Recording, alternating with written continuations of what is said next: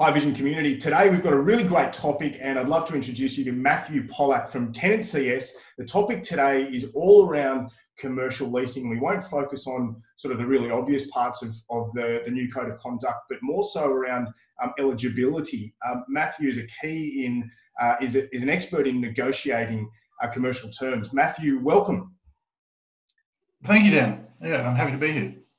Mate, tell us a little bit about yourself and your business and sort of your area of expertise.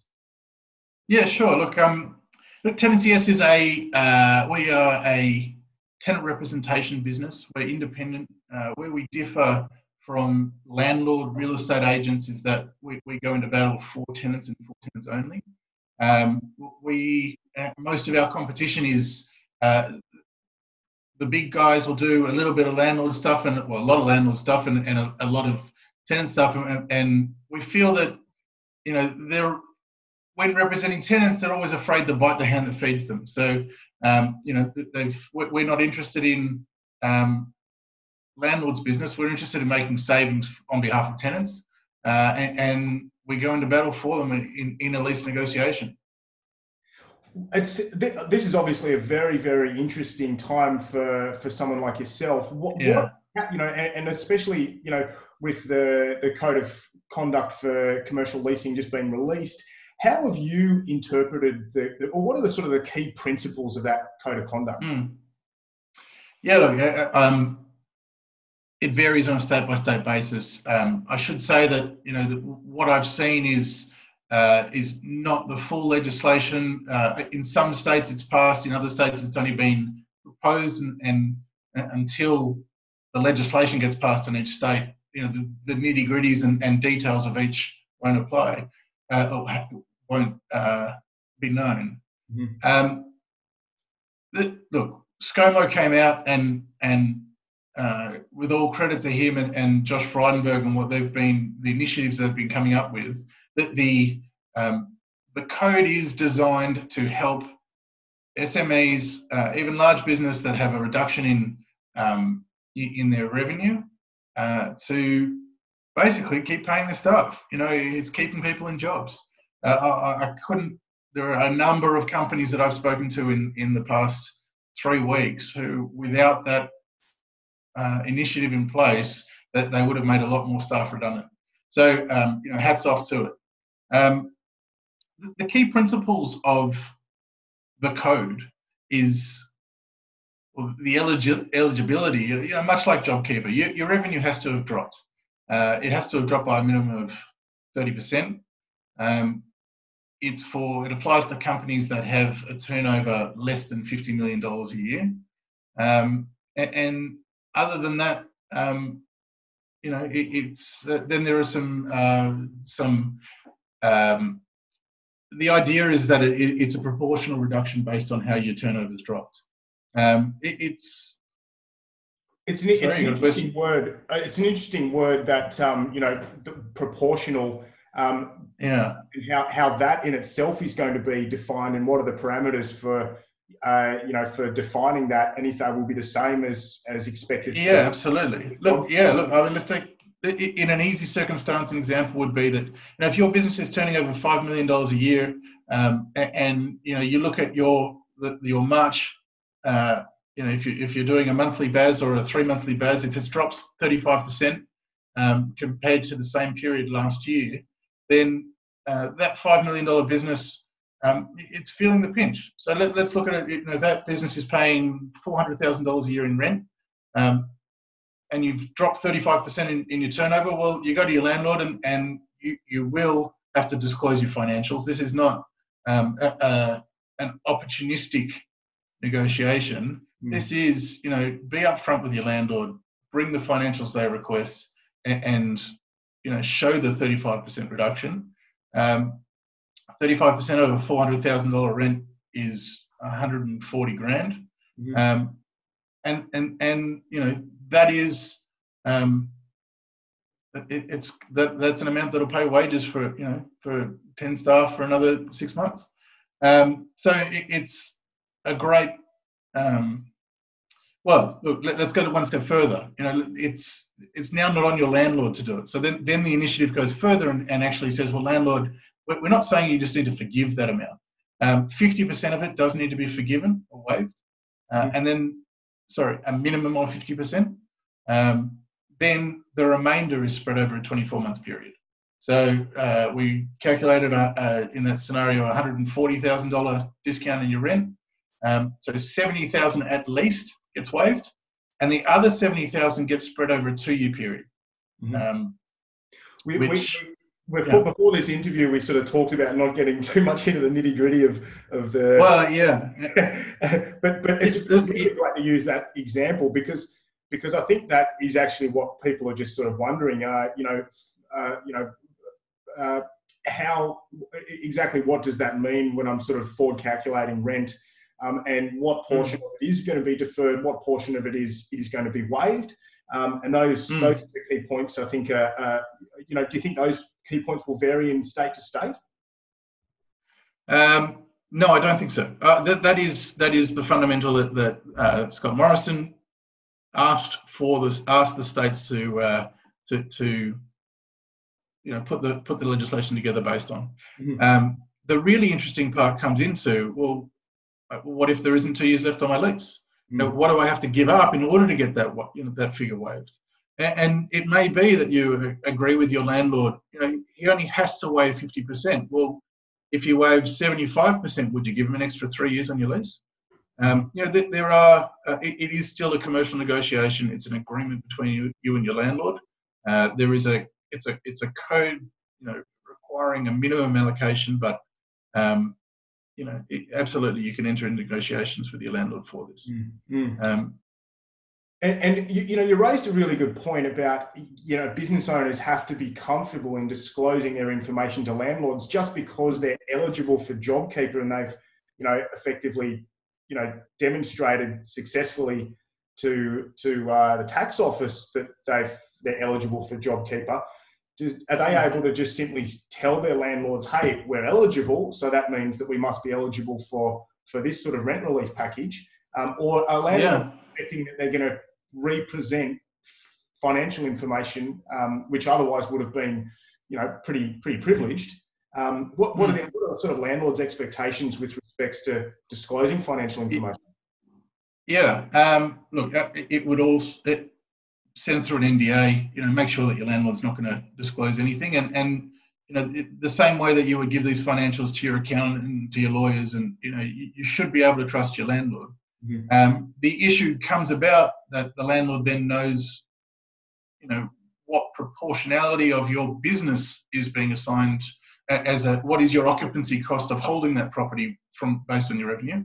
And that's a little bit of an issue when it comes time to have your next lease discussion with your landlord. They know what you can pay. But for now, your eligibility for JobKeeper only ticks one box in that your revenue will have to drop by at least 30%.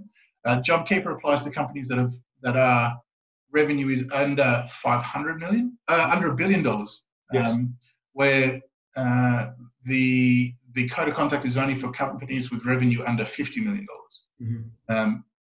So you would still need to prove that. I've got one client who has a question of whether they apply because they were over $50 million in revenue but have since dropped to under $50 million, which is a good question. We're in commercial discussions with their landlord because of that. And I've got other clients they don't make $50 million, they don't make $5 million, but their revenue hasn't dropped 30% because they've invested in staff over the last 6 months. So revenue's actually gone up, but their expenditure is so much higher that it's not based on expenditure, it's based on revenue. So, comparing the same two periods, they're just ineligible. So it's not, clear cut.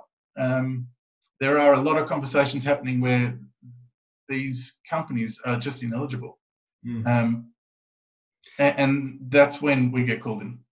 Yeah, and I think we should move on to sort of what we can do if businesses or companies are not eligible. But I think there's one other really point that I certainly took away from that was, this is also relevant to sort of many parts of the various stimulus packages. There is of course going to be a whole tailwind of issues that arise in the future when we sort of all moved on from this. And you're right, you've a landlord's going to be opportunistic when that time comes, when they realise, hey, we know that this business was performing really well and probably will again in the future. And hey, we weren't paying them, we weren't charging enough rent. Look, they may have a market. I'll be frank. Landlords are not going to have a say in this. There is going to be a lot of vacancy for a long time. The market is fast. It's flipped from landlords demanding the terms to tenants are now going to be in charge of negotiations. If you've got a business that's making good money when things pick up again, it's going to be highly sought after by every landlord to get them into their building. The effects of this is going to be felt for a long time.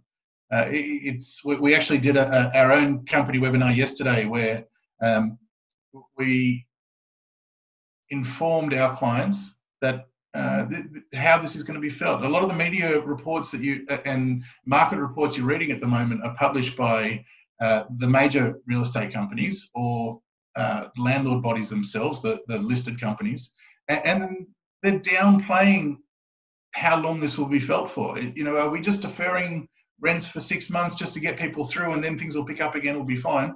The short answer is, no. Vacancies will be felt. There will be a 300% vacancy rate. Sorry, vacancies will be 300% higher than they were in January 2020 by the end of 2021. And it's going to take that long. It'll be leases expiring and companies downsizing. It'll be companies folding. Companies are going to hang on for as long as they can and then fold. It's not going to be, it's not just a short run off the cliff. So what's the vacancy rates in? Can I ask on that point? What's the sort of general sentiment with landlords at the moment? I mean, are they quivering in their boots? Are they being stubborn? What have your sort of experiences been? There's only 2 experiences I've had so far, and that is either they don't want to talk to tenants, they just don't want to have the conversation because they know, I guess they don't know how to navigate their conversation, and the other scenario is, tenants are calling the terms. It's not, sorry, I've got to be specific and say that this is for renewing leases. Expiring leases, if a tenant has a lease expiring in the next 3 years, now is the time. You can strike while the iron's hot. We've got one deal on the go at the moment where a tenant has decided they want to relocate, downsize and relocate. Well, the landlord they have a year left on their current lease where they are, and the landlord of the new property has offered to pay out the last year of their rent at the old property just to get them in there. So, it is new world. It's the law of the jungle now in terms of what can be found. All right, let's move on to, I guess, eligibility requirements and what can someone do? Well, maybe not so much eligibility requirements. We've sort of touched on that already. But what if you're not eligible? What if you're not eligible for whatever reason? Your business is not going to be in a great position to get through this, or But what can people in that situation do? What can companies in that situation do? Yeah, look, I don't know how much I can help a company that just can't get through it. And I guess the big question will be, how much does your landlord view themselves as a partner to your business? They're a major creditor to your business. That they generally, if we're talking retail sense, it could be 15% of a company's income goes to the landlord or turnover. If you're in the commercial sense, we're talking 8%, for a medium-sized business. So, how much does that landlord want to value the relationship with you and help you through it, and how much, if they're not going to come to the party and help you out, then I guess they're getting the answer that they're not going to have you when the lease expires. I haven't been an advisor in a period like this before, where to advise someone how to get out of a lease due to just being unable to pay. If that's the case, then it's legal advice that someone needs, not a negotiator. If negotiations break down. I did see in the code of conduct that they have also obviously prevented tenants from, from withdrawing from their obligations in the lease, and force majeure clauses were effectively, not something that would be considered as something that tenants could rely on during this time. So there's obviously the code's there, obviously, to protect the landlords as well. And so just, you mentioned something before about, an expiring lease and a lease that is and you sort of define an expiring lease by a lease that sort of terminates sometimes over the next 2 to 3 years. Is that right? Yeah, that's right. I mean, so normally in my line of work, I get involved with tenants who are approaching their lease expiry, probably 18 months out of their lease expiry date. And the first step we do is we go into a business and we help them work out the size of premises they need. My company is remunerated whether they stay or go, basically at the same rate. So my job is not to, I don't have any predetermined expectations. I'm a consultant to businesses and trusted by them to help them work out the size requirement they need and whether the current premises is the right spot or relocation is a better option. Normally, it's 18 months out from a lease expiry, depending on the size. And I should say that we predominantly work with office and industrial clients. Obviously, my background is retail. We have a lot of retail clients, but predominantly, I guess 80% of our clients are office and industrial. When a lease is expiring with 18 months to go, you've got plenty of time to assess your needs and make requests of, I guess, assess the market, create a competitive advantage over your current landlord. Whether the idea is to stay put or move, if your landlord thinks that you're going, they're going to, open their checkbook, and especially in this market, and do what they can to keep you. So we used to say it's 18 months. Now, if you're 3 years out from your lease expiry and you know that, this is the premises for you, well, it's the right time to engage with your current landlord and say, let's bring forward that lease expiry date and to take advantage of the rental crisis that's going on at the moment. The only way that the landlord will maintain the value of their property is a commercial property is valued based on the rent. It's based on the rent. It's based on the covenant of the tenant. How strong are their financials? It's based on the location of the property and the market that it sits in, and it's based on how long is the commitment of the lease. So if the landlord's rent is going down, generally that's the number one, that the value of their property is going down. If they can prop that up by getting a new longer term lease, so if you've got 3 years left on your lease and you say, Mr. Landlord, I'll give you a new lease now, lower my rent by $100 a metre, and I'll give you a new 5-year lease, that'll be valued in a different light. So a lot of landlords will be looking at it in that sense. Okay, so if I'm entering a new negotiation with my landlord, I know there's some very broad sort of question and application here, because yes, the lease could be expiring but look, I'm about to enter some sort of negotiation with respects to the code of conduct and reviewing. What do landlords want to see? What sort of turns them on? They want to see a strong tenant, a strong business plan. They want to see more favourable lease terms, but they might be what's your best tip for helping someone to start a negotiation or discussion with their landlord? Yeah, look at it like starting seeking investment. To be honest, it's putting a business plan together. It's saying this is, and I don't know if it needs to be audited. Someone might ask, a landlord might specifically ask for it to be audited, but get it professionally put together by your accountant. These are a summary of our financials that we're prepared to share. This is the business plan for what we're going to invest in order to get to access different markets, to access different turnover, and this is the time frame that we expect to get back on our feet.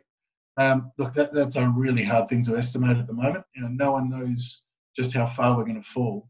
But my my knowledge of business suggests that if someone is shooting for a turnaround, and working to a plan, it might get pushed out, but at least you've got your sights on getting back on your feet.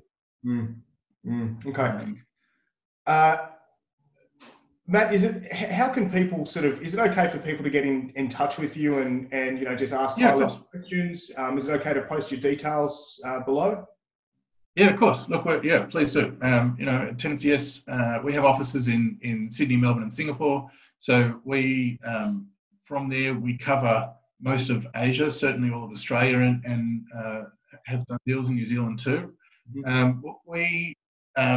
So our core business is helping tenants with expiring leases, to assess their needs if they're relocating or staying put. At the moment, we're doing a lot of portfolio reviews where companies have sites all around Australia, and we're looking for savings across their portfolio. There are a lot of companies that are consolidating multiple sites into one or two locations. So we are the real estate experience and expertise that comes into a company just when they need it, and that's in any market, but especially in this market, it's to find savings in the real estate portfolio.